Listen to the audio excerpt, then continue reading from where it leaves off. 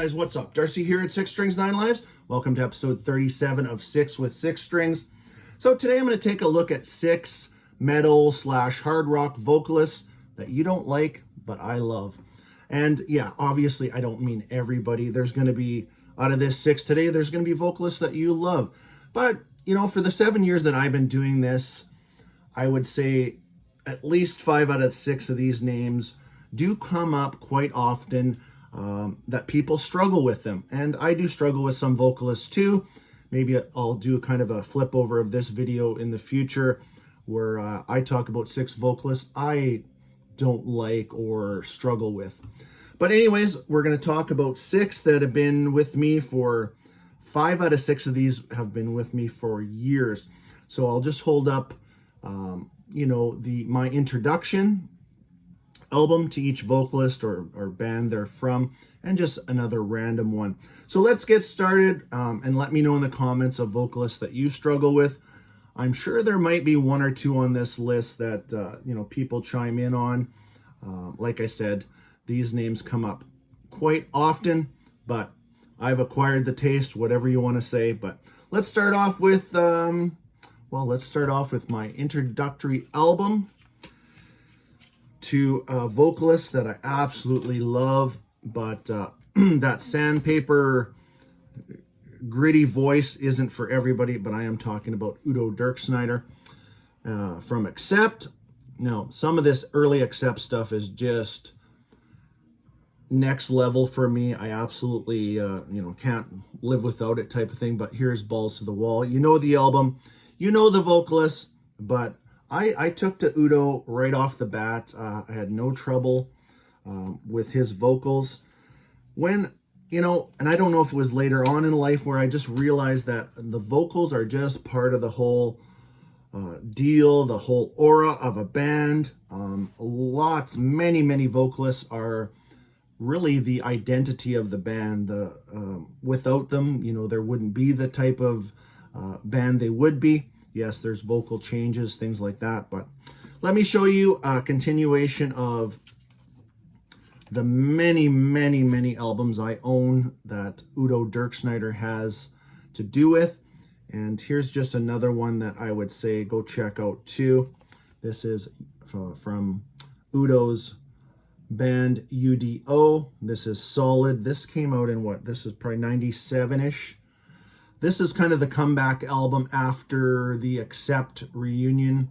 Kind of fizzled out after 3 albums, but yeah, go check out Udo and let me know, is this one of those voices that you do struggle with?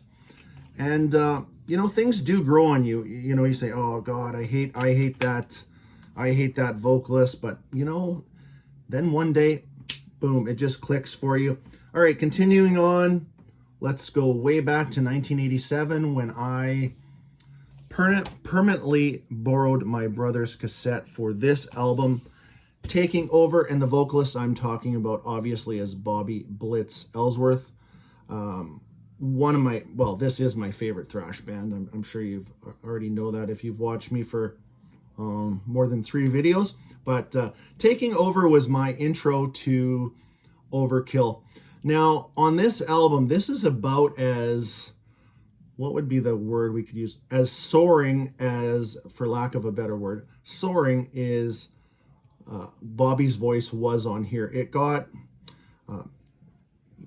you'll know exactly what I mean if you know this album, but as soon as I heard this and I heard those vocals, I took to this like flies on shit. This was a turning point for me in 1987, and I've really never looked back on Overkill and Bobby Blitz Ellsworth. Now, I'll show you that one, and then I'll show you just a random one, and this is kind of a cool random one. You're going to see this one in my next update. This one I just picked up. It's official. First time ever released on vinyl, and that is Necroshine. Necroshine is from 1999, if I remember correctly. So this is the 3rd one with, you know, the combination of Joe Como and Sebastian Marino on guitars. And it is my favorite of the 3 albums they did. Bobby's vocals on here are just perfect as usual, I would say, for me. But this is definitely another one of those albums that you need to check out later in the this is mid. Let's call this mid catalog. But this is kind of, I don't know, kind of a mixed bag overall, but definitely some great vocals on there. But Bobby Ellsworth, people do, that's one of the, way back when I started on YouTube, people said, oh man, I just really struggle with his vocals. But I think I've gotten a few people on Overkill over the years, and just like you guys get me on stuff too. But let's continue on to, and I said hard rock in the title. Here's my intro to this. This one always comes up, and you know what? When you start to get it, you just get it with this band. And if you don't like them, hey, move on to the next one. I don't care. Not like I don't care, but just move on if you don't like it. But anyways, Rush, 1982, my real introduction. Yes, I knew about Rush prior, but 82 is when things just sunk in for me. But the vocalist obviously is Geddy Lee, and he's been described as Minnie Mouse, things like that. I was just like, whatever, I don't give a shit. I absolutely love the whole, combination of everything. These three guys are just next level musicians. Love Rush, and I've loved Rush since 1982. But Signals is my introduction, and really hit home for me. But I love Geddy's vocals. Unique for sure. I guess all these guys are unique, but in a way, every vocalist, I wouldn't say every, but 90% vocalists, they're very unique. There's no two exact voices, similarities for sure. But and then we'll throw this one in here because I absolutely love this album. It is remixed. It was first came out in what, 01 maybe, or something like that. But anyways, in 2013, Rush came back with Vapor Trails Remixed. And this, Geddy's vocals are absolutely awesome on this. On this album, there's actually 3 of my all-time favorite Rush songs on here. Number 1 would be Earthshine. Number 2 would be Ghost Rider, and number 3 would be Vapor Trail. Check those 3 out, and yeah, especially Earthshine. And these are just bands where those vocals just fit the music, fit the band. And again, let me know in the comments. Some of these, I'm sure you've struggled with vocalists in the past. Let's move on with yeah, there's one that's still coming, but let's go with this one comes up quite a bit. Now, even though I love this band, the leader of this band, he's not one of my favorite guys as a person. I think a lot of people struggle with him, but I think you know who I'm talking about. But that is Dave Mustaine. Now, those snarly, spitting vocals aren't for everybody. This was my introduction in 1986. And to this day, this is still my favorite Megadeth album. Again, these are just vocals that fit this type of music. I probably wouldn't want to hear Megadeth with anybody else. But this is all I know, so this is all I love. But anyways, Dave Mustaine, his name does come up quite a bit. Oh, I can't take those vocals. And hey, I understand, because there's bands where I just like, shit, how do you like this stuff?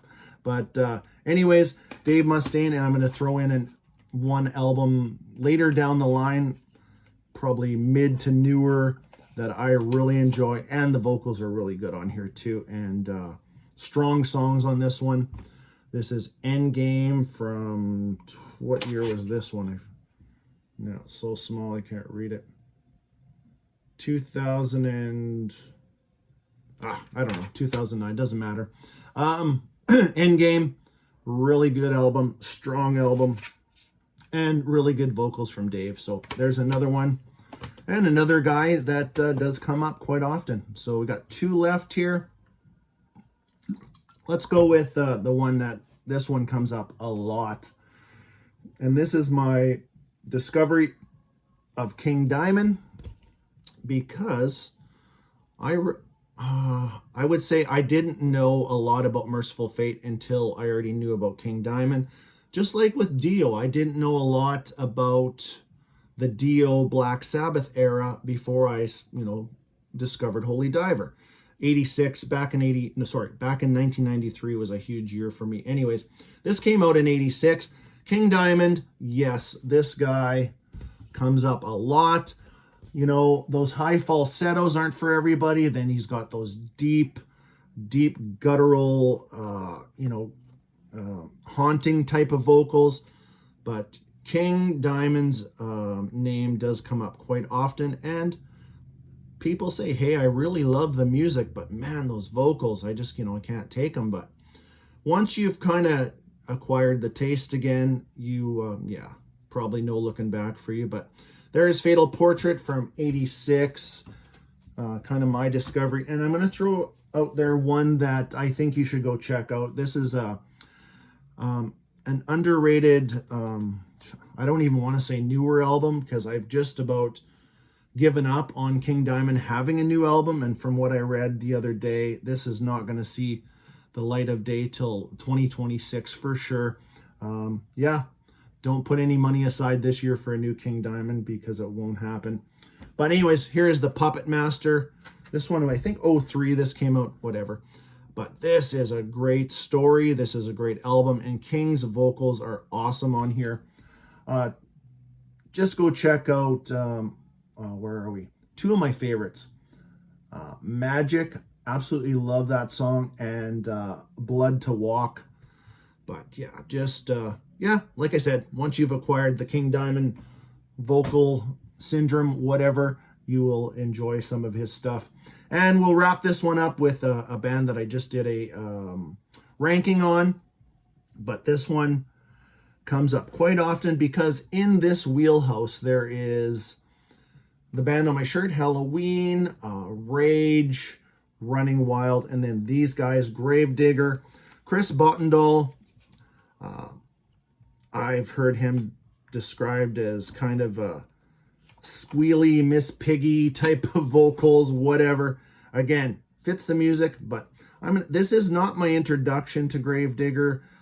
My introduction would have been early, and then I kind of lost sight of them and then jumped back on. But this is one of their more popular albums, and one where Chris's vocals absolutely shine.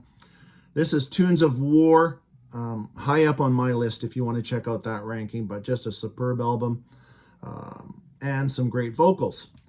So Chris Boltendahl, that might be your stumbling point with these guys, because as far as guitar players and the music with these guys, they've had Uwe Lullis on guitar, Manny Schmidt, just some great players, Axel Ritt. But yeah, go check them out. Check out that ranking, and check out a couple of my top ones. You might like them.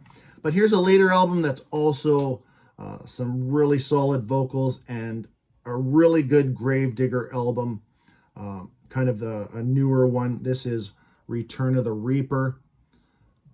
So check that one out too if you want. But these are just 6 vocalists that I love, and don't really struggle with.